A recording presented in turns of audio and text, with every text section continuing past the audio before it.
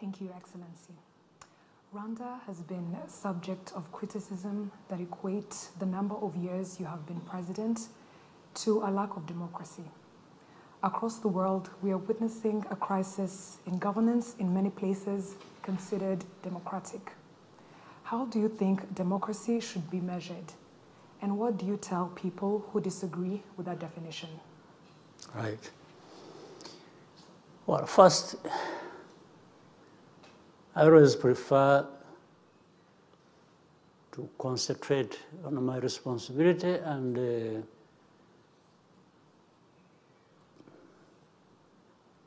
what, as leaders, we owe our country. We owe them a lot. To our country, we owe a lot, given where it has come from, the challenges, the complexities of those challenges, and where we want to go. That is the concentration of everybody's thinking and actions. Meaning, so it's not just me who is in the process of being re-elected maybe several times. It's also the responsibility and the challenge of every Rwandan who is capable of contributing something to the well-being of this country. That's first and foremost, that's where we are. The second part is now Rwanda is not an island. We are part of this region, the sub-region, the continent, the global community, no question about it. Every part of this world has its own history, geography,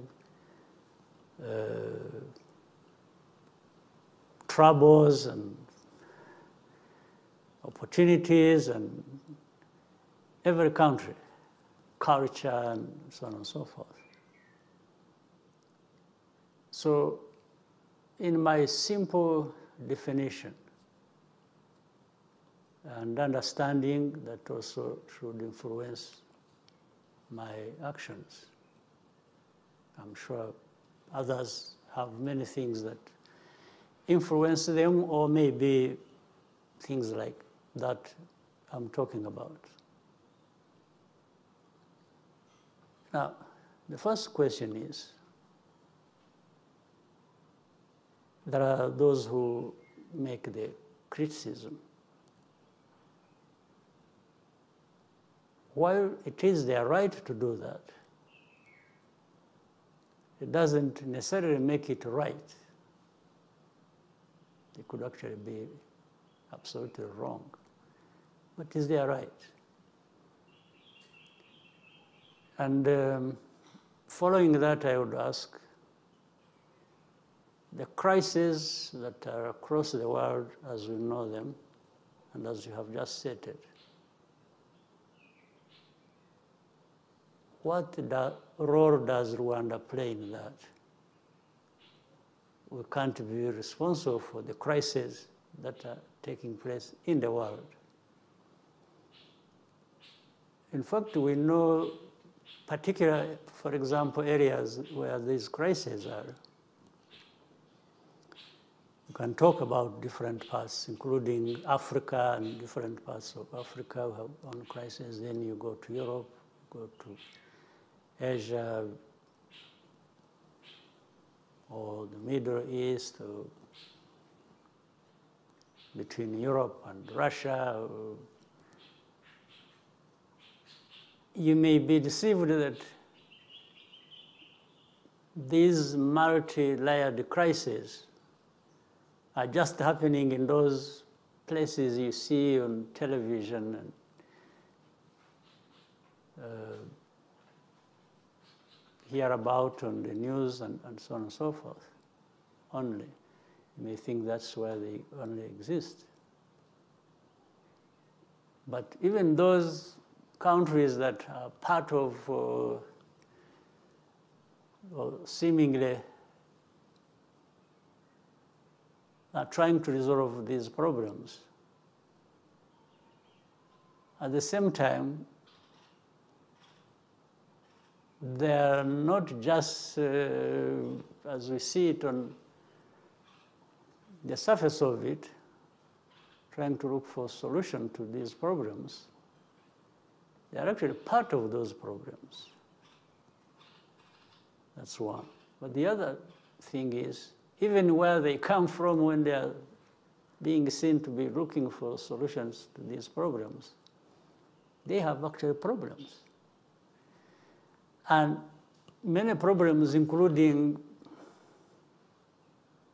that question being raised of democracy, of different things. Democracy, as people want to define it, we'll talk about that.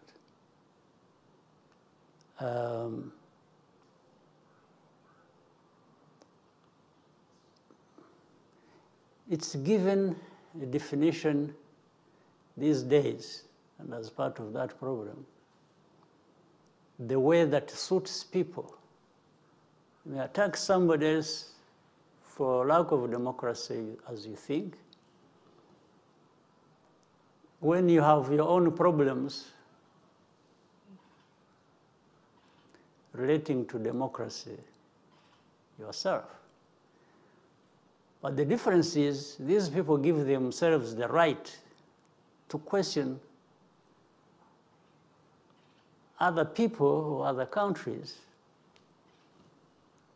and for them to retain the right, even if they recognize the problems they have, to be the ones to address those problems. So what I reject is to, with this background, where you are part of the problem and you have your own problems and everything else related to that, to be the one to come to me and instruct me how I must deal with my problems. My problems, actually, as we know it, that you are also part of, or that some of them originate from you.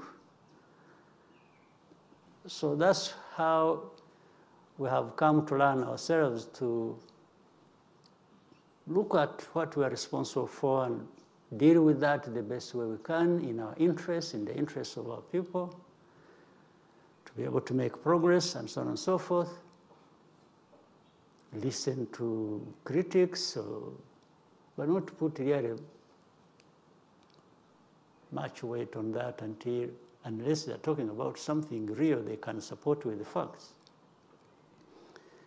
That I see is also a problem. I may see that, absolutely. And then I will deal with that. But I will deal with that because I have recognized, I have seen it is a problem, and it is affecting me. I will not do it because they are demanding me to do it. That's the difference. So critics, and it's a cliche. People say too much of nothing and they make it sound like there is a value in it. But we receive it as the world we live in. That's what the dictates are. And so we deal with the critics and live our lives and do what we are supposed to do. And I don't think there is any, well, sometimes the critics even want to go ahead and not only bash you, but cause you more problems and literally crush you. But this is what we, as leaders and as people who think we have some level of integrity to determine our own destiny, this is what we can refuse. You know, many people have given this example. You may crush somebody or physically, but you cannot crush the spirit, the idea, what is right in them. I think that's a lesson we have learned as Rwandans, and that's where I come from. I even speak for myself. You really can't crush me, can't crush my spirit, you can't crush my aspirations, my desire, what I think is right. What I think is right that I have to do, and this is the same thing that we think the country has learned a lot from. We are not afraid of anything. We've learned a lot. So we've learned to be humble, respectful, and when it comes to not respecting us, we ignore you. We don't have to fight over it, but we will ignore you. And you will feel it. So Rwanda, our country, may be small, but we are not, as I have said before, we are not small people. We are a people with the dignity, with self-respect, with who have decided that you can't really crush us. Yes, we resist it to your surprise. Yes, and that's why we have come from nothing, literally. That's why we've risen out of the ashes. It's because we refuse to be crushed by some people who want to buy our methods. They will do it directly, they will do it indirectly. I was seeing, I'm saying this because you're a journalist, you must be aware of that. I was seeing a conglomerate of journalists who are really up in arms against us, but these are just, they are wasting their time. They should have used their money and their energy for something else. Rwanda is there and will prosper and will be better every year in spite of them. Thank you, Excellency. In the midst of a geopolitical change, how can Rwanda and Africa position itself? How can we build our own table instead of fighting for a seat at the table? It's a very common thing, and we have really many people understand this. We've talked about it before. We always talk about it. As again, Africa has many challenges, but it has even more opportunities and resources to actually achieve whatever they set out to do. There's no question. But it's always going to be politics that creates these gaps, these loopholes, that those who want to exploit Africa, to keep it underdeveloped, and they go through. There are these gaps. So it's our business as leaders of our continent, or even the continent,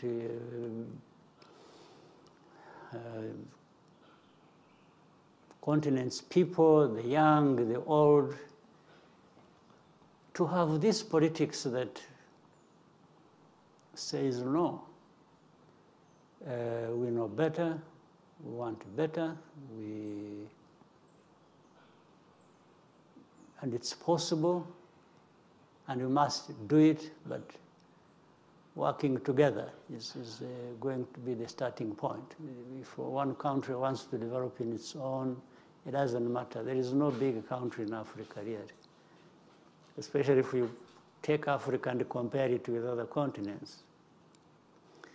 Until we are together, then that makes us great. Every country of the continent becomes significant and big enough to do something consequential. But if we keep divided like we have been, and not only divided but conflicting and all kinds of stuff, then we are just keeping ourselves where those who don't want Africa to develop want us. You are really literally the one keeping yourself there where people want you, those who don't want you to develop. It's not them doing that. There's nothing that stops African countries, including Rwanda, to do the right thing for ourselves and resist things that tend to diminish us and keep us underdeveloped. There's nothing that is there that we can't deal with. Yes, what do you think needs to be done to ensure less divisionism between African countries? It's politics. It's politics. It's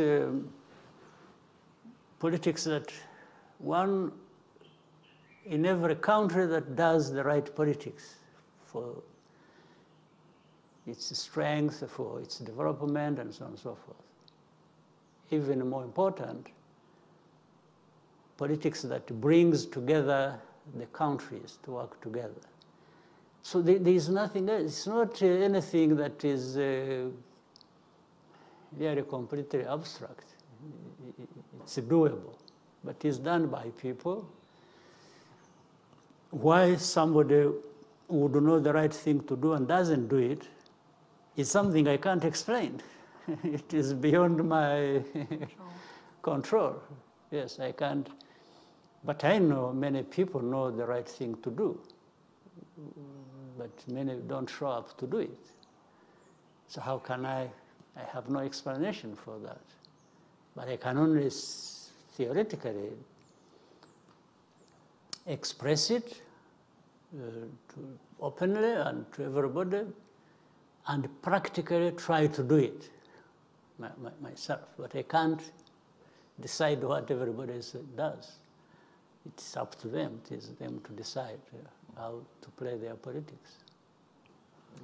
Thank you very much, Your Excellency. With your permission, we can take a short break and convene shortly again. Absolutely. Thank you. No problem.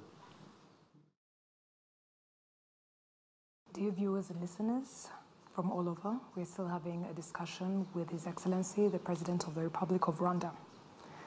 Mr. President, we left off speaking about African countries and doing what's best for them. What would you tell those who disagree with your definition of democracy? Well, my definition of democracy is not my invention. I'm defining it based on what we've been told that democracy is, including those who raise questions here and there, that they still agree on certain. Democracy is about freedom of choice,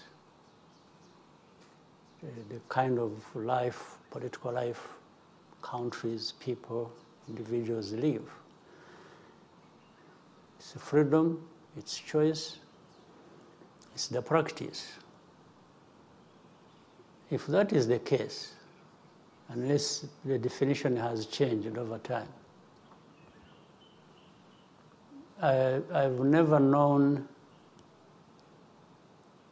of any place, if you know, or anybody knows, will tell me, where democracy has succeeded by introducing those ideas from the outside, or where the principles, the ideas have been dictated from the outside. I don't know of any country. In fact, even if we leave Africa alone, that has been more or less categorized and condemned to lack of democracy, I don't think there's any place where you can have it from the outside. I don't know of any place. The other important thing about those freedoms and choices and practices and so on is the context of every country, the political context, whether historical, cultural, and so on and so forth. You will see different practices and lines of thinking that are going to be different from one place to another. So if that be the case, I have tried to understand and ask myself, what is it that is practiced in this country, in Rwanda, that is different or that is the opposite of that description I have given? I don't see it. Because Rwandans are the ones to make those choices, to do all kinds of things they want to do. They have the freedom to do it. But you find in most cases, the complaints are from the outside. Even for the people they want to promote inside, they are still the ones who raise the complaints about somebody. And that somebody, more or less, becomes their choice, not the choice of the Rwandans. And if it is the process also to qualify to do whatever one has a choice to be involved in, of course, like anywhere else, you will find that to qualify to be something, there are criteria that are followed. So it is easy for somebody from outside to question the criteria, but questioning them based on what? I think there is even double standards. There is even, it's really arrogance. It's just, for example, in fact, those who make, where the criticisms originate from, they will say,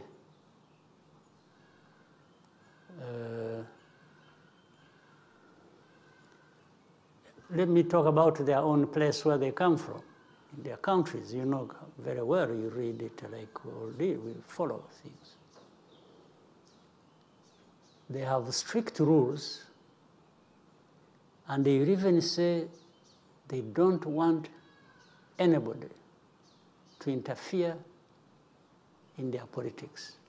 When it comes to elections, if you say anything about their politics from the outside or try to, they will kill you for it.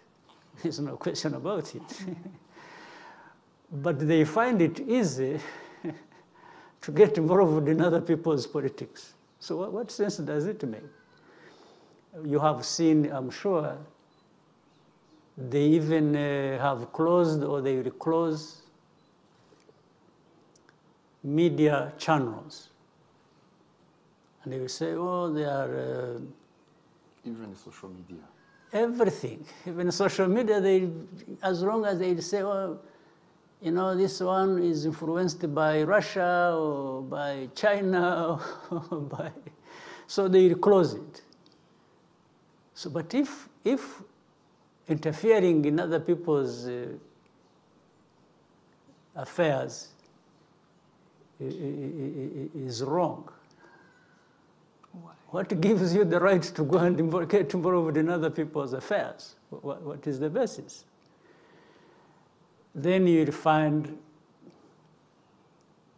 the degree of success for some leaders in some places, or their chances to go through the elections, will depend on how much money they have raised.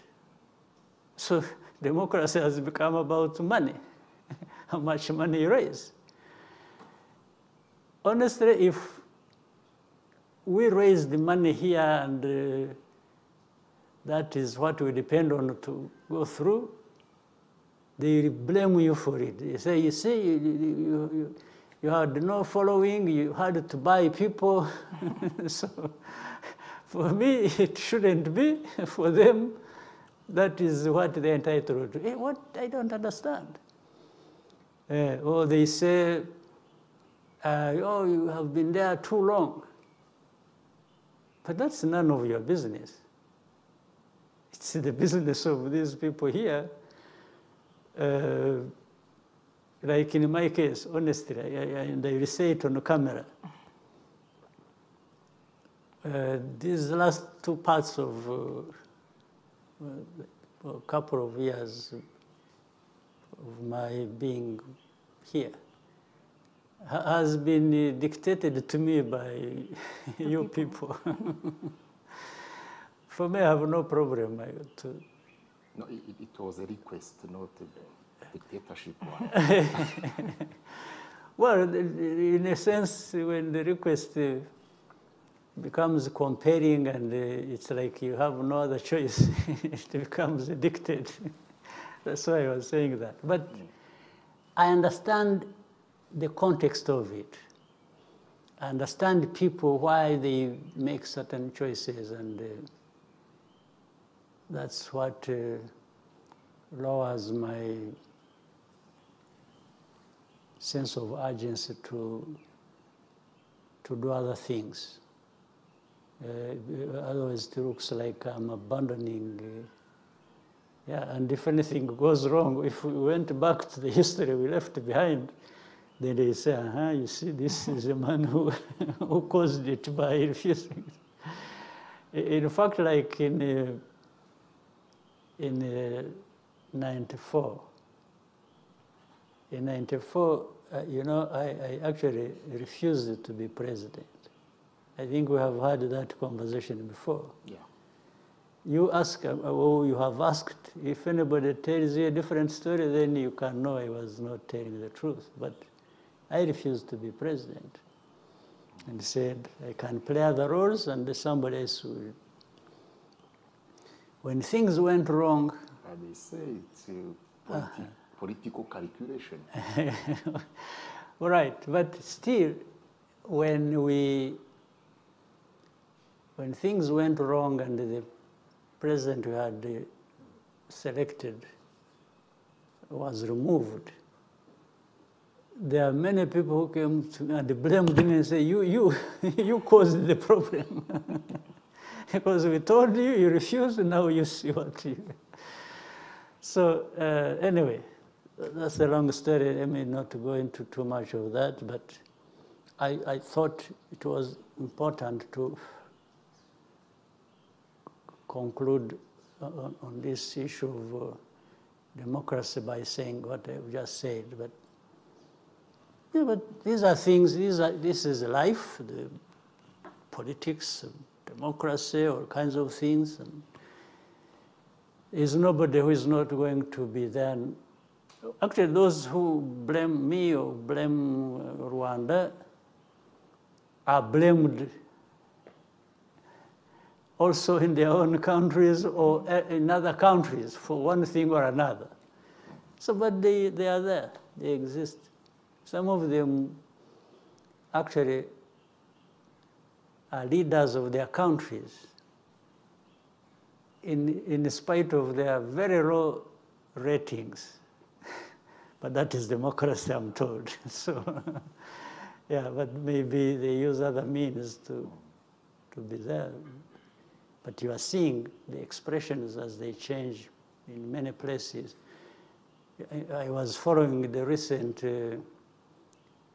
European Parliament elections. Maybe you did. The changes that are happening and the people being thrown out of office, and they go kicking and screaming and crying. I mean, it is an expression of these people. They sat over and so it came to their turn. And some of these very negative people against us actually lost. So they want me to lose like they did. So, but good for them. Yes, Your Excellency, do you think that mentality those from outside have of focusing on the number of years spent in power instead of focusing on what is being done in those years? You see, I also think, I don't think it is even correct. Let me add something else. I've seen in some places. And why they make it just even for, why don't they make it for other office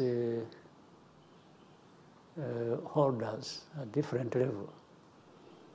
Why don't they make it for, because you find in some big countries, you find a speaker of a parliament who is very powerful, can last 30 years plus. And after that, this is somebody who is being elected. Okay, that's a choice of how the process goes in the process. But why wouldn't I have asked a question to ask and say, why? Why is it you that you are always coming and you are always being for 30 years? I could even say, oh no, but they are younger people, they are more capable people who are there. Why don't you allow them, why don't you step back? You know, the answer will be, they will say, oh yeah, but I'm being elected. Yeah. But if you think staying too long is a very bad thing, you can easily offer to step away from that and allow somebody else to. So they use just one place because they decided so, because they determined so at some point in their past. And then they are trying to say everybody must follow that. If they had decided that even for a speaker or for a member of parliament, you can't serve for so long, they would be forcing us. They would be asking, saying, no, the speakers cannot stay too long, or the MPs cannot stay, just because they decided or they had decided. Excellency, they put the debate in the other side. They say, for example, African elections are not trustable, but theirs are trustable. This is the... Fine. Okay. If it is not, if elections in Africa is not to be trusted, why do you even trust the first term? Yes, even for the first 5 years, you could say, no, you don't deserve it because you cheated or you, or you did this and that. In fact, by the way, they even accept those who cheated elections. You see, this is the whole thing. Even when they know that somebody cheated, or actually there was no elections, just somebody declared himself. We have many cases, even in our region. They will be quiet. So is that support for democracy? It doesn't make sense. Most of the things they said just don't make sense. They even make them look ridiculous. Yeah. Your Excellency, insecurity in Eastern DRC has been a reality for the last 30 years. With billions spent, countless countries and peace processes established, but there seems to be no solution.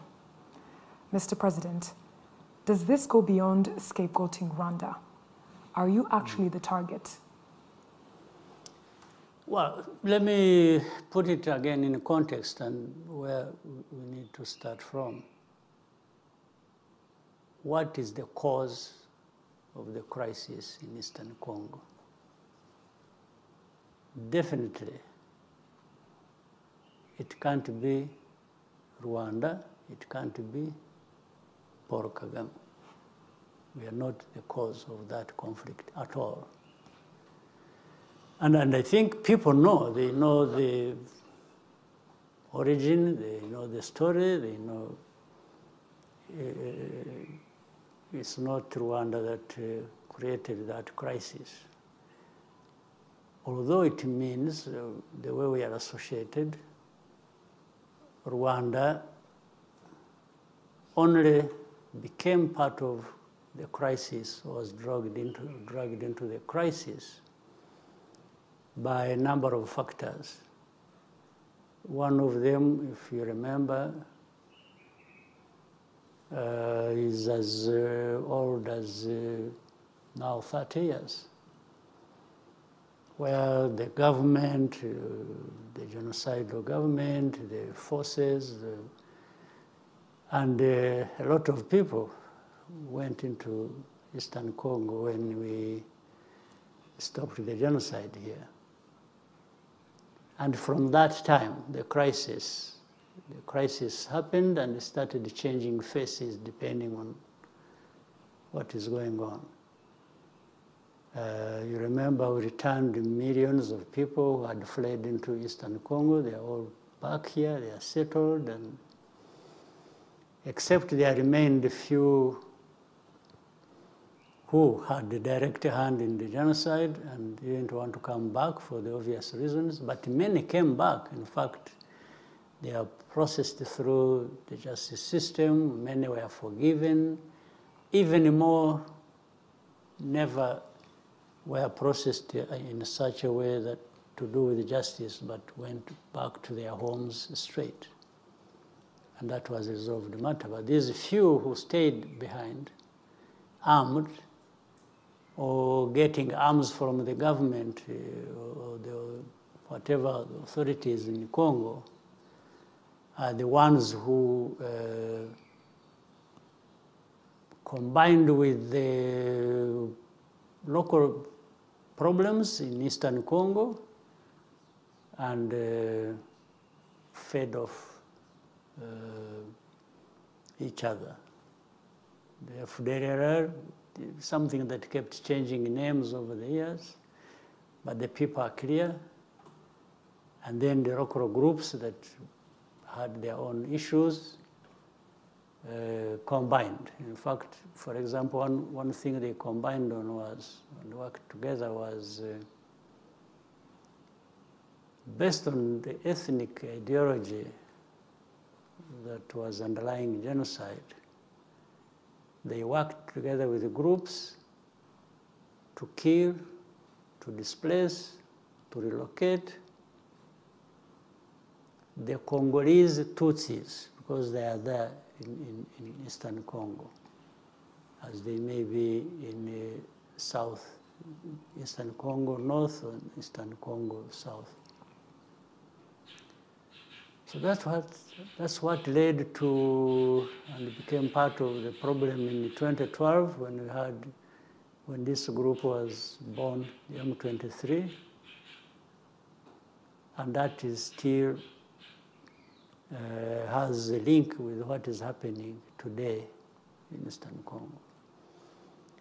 When you see the hate speech, when you see the public execution and displacement of people and others being turned into refugees, you are aware we have over 100,000 now of refugees from Eastern Congo, whose only crime was being Tutsis, but at the same time Congolese. But the Tutsi side is what caused them problems. How these people went to Congo, or happened to be in Congo as the citizens of Congo, is not an issue anybody can ask me to answer for. or hold Rwanda responsible for. The history is completely different. Some of the things, of course, if not most of them, happened even before some of us were. Yeah.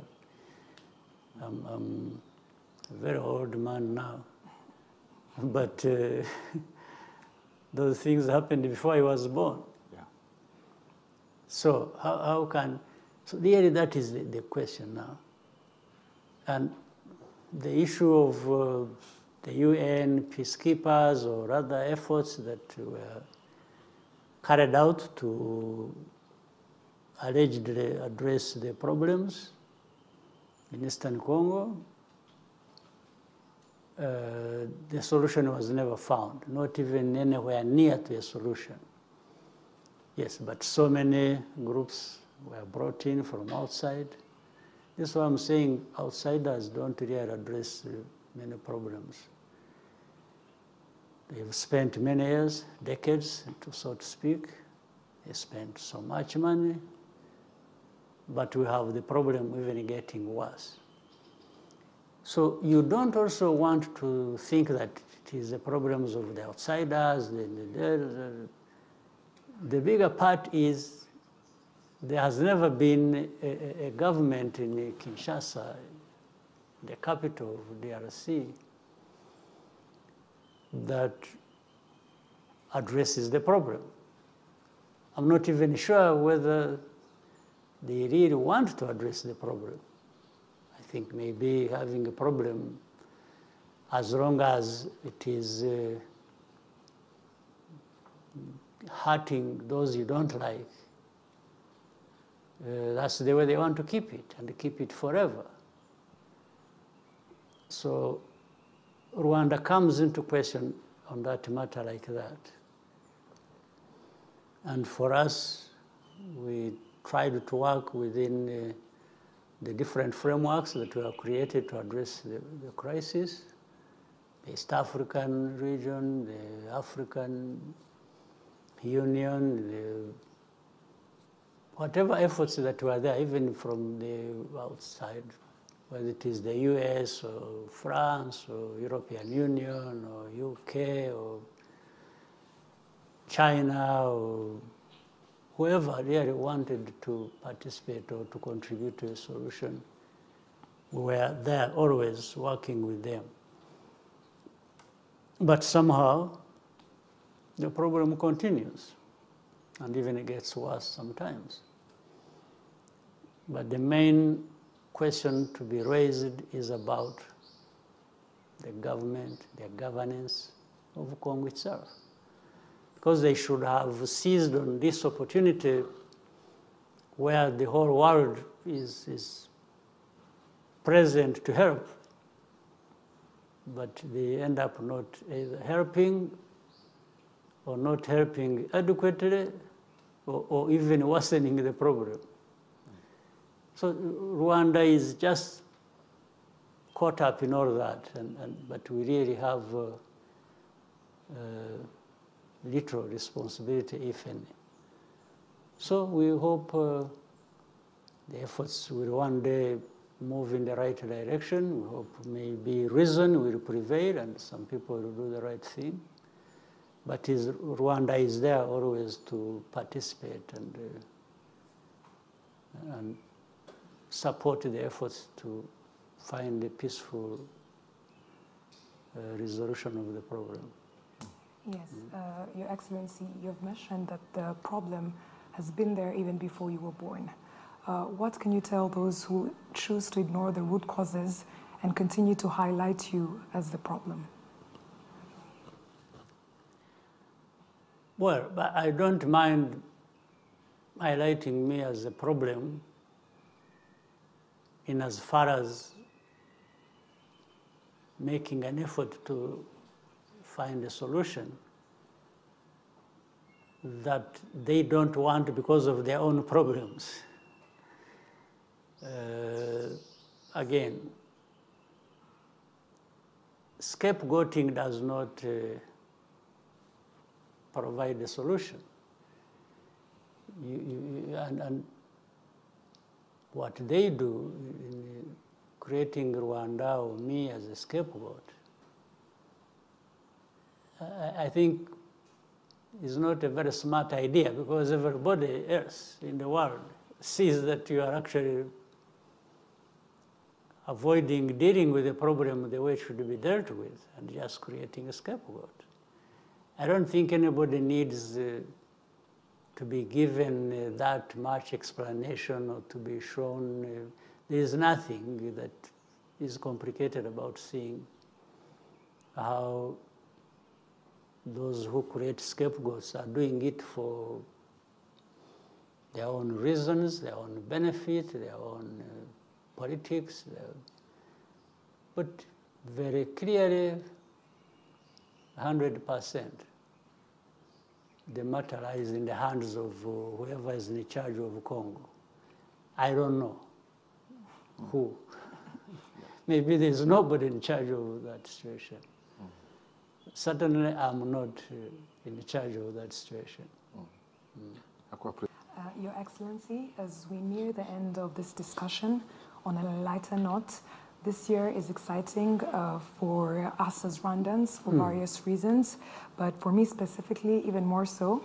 I'm a first-time voter, and we are part of a generation that inherited a different country than the one you liberated. You have mentioned before that you are an accidental president. When the situation called for it, you stepped up. My question to you, Mr. President, what do you think stepping up looks like for my generation? Stepping up is simple. I try to explain it in a simple form. You are going to be a first voter. You grew up, you went to primary school, secondary, maybe higher, tertiary education. All you learned, you have to be thinking of how do I put it into practice. But at the same time, you should also be saying, how do I put it into practice for my benefit, but the benefit of others, your family, your neighbors, your countrymen and women. It's a drive everybody should have in mind. What I'm good at, what I'm capable of, what I want to do, you are doing it for your own good, you are doing it for the good of others as well. And if others are thinking like that, it means also they should be thinking about you. And this really should be part of the education we get. I'm studying this or that, and I've become this, but to what end? But what is the purpose? The purpose is primarily for you as a person, as an individual. You want to thrive, you want to succeed in whatever you want to do or what your life wants to be. But you should always be thinking of the other. But can I succeed where others are failing? So you want to succeed where others are succeeding, and their success contributes to your success contributes to your success, and that's how the country grows. So that's really how I want, and this is what I'm always saying when the young people, you must be present, you must be doing something.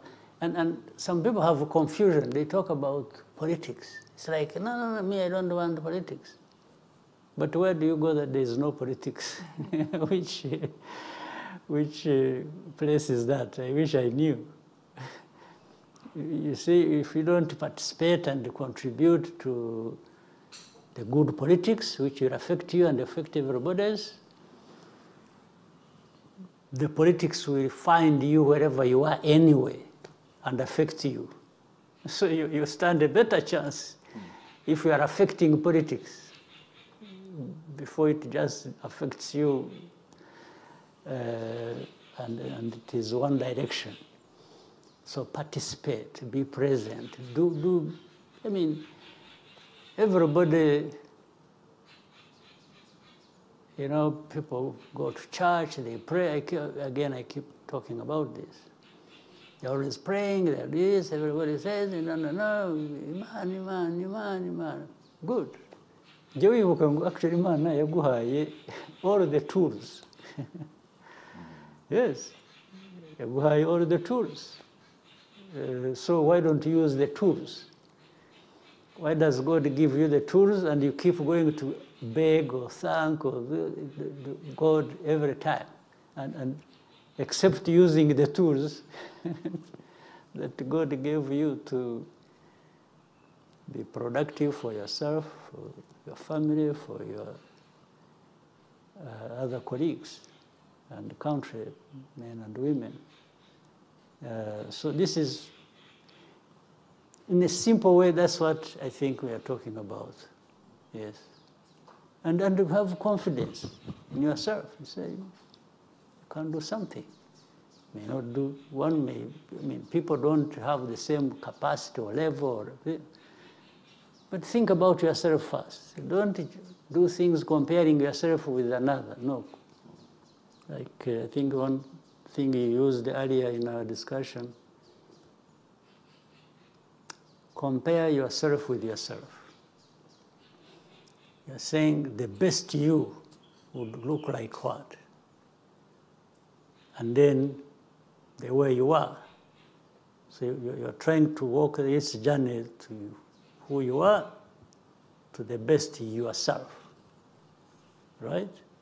That's the young people of this country of ours need to think like that, to grasp it.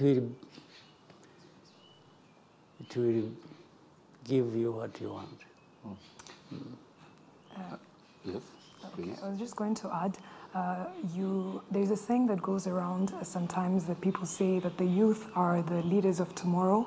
However, you have continued to encourage us and let the youth know that the change needs to start now and today. Do you think the youth have taken up that call? Yes and no.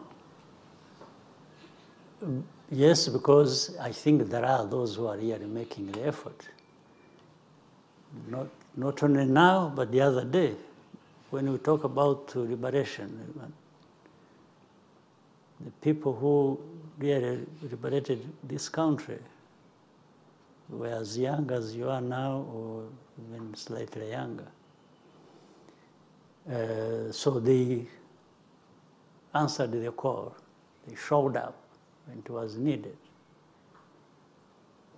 So even now, there are those who actually do their best. You can see it. But I wanted to say here, I was saying no because some people think it is automatic. That if you are young, then everything is okay. No. It's not automatic. You have to be young and have that drive to use your youth, your youthfulness, your whatever you good at, to be productive, to be present, to give life a meaning for yourself, for your country. It's not automatic. There are people who are just think, yeah, we are young, they're making demands, but it's not that.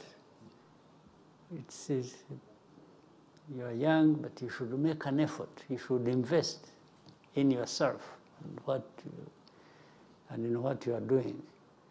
So yes and no. I think I can see the young people showing up, and you can see already, I mean, one example that is not far, our cabinet. Cabinet is now, I'm the oldest man in the room. so trying to give them some guidance. So they are doing a good thing. They are a good job. They are You have good responsibility. So it's yes, but people should never feel too satisfied. Even when you are doing well, you should be worried about tomorrow, about the next day. Are we going to keep doing well? Are we going to do better? Is everybody going to be part of it? Can we bring in more people, as many people as possible? Yeah.